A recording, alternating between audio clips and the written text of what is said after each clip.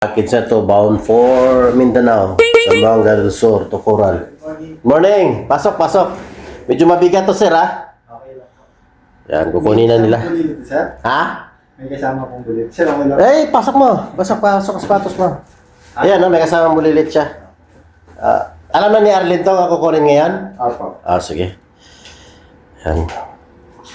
Yan yung Pads Cargo, guys. Kung gusto niyo magpa-cargo, dito lang yan sa UAE. Sa all over UAE, pwede lang kukunin. Kung saan man kayo dito sa UAE, lahat ng mga OFW, kaya. Shoutout mo yung pamilya mo sa Pilipinas.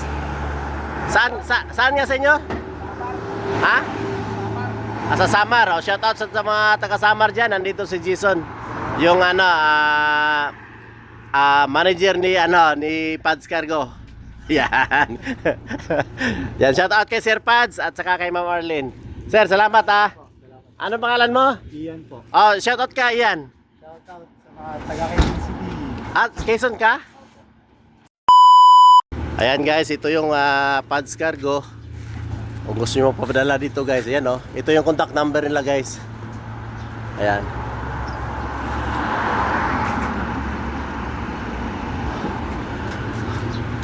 So si Jason, yung matagal ko nang kakilala to si Jason.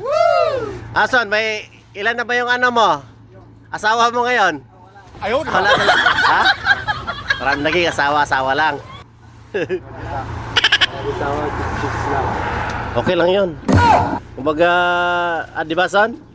Mas mainam nga yung single eh. Ha? Ilang karton tong son?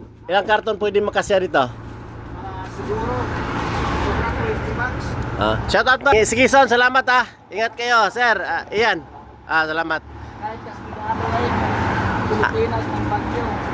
Ganun na. Laban lang. Laban lang para sa pamilya sa Pilipinas at lalong-lalo na sa ating mga kababayan. Paano ka? Manawagan ka sa mga customer mo. Sige, ingat kayo. Kamusta ako kay Sir Pads at kay Ma'am Arlene? Sige, bye-bye.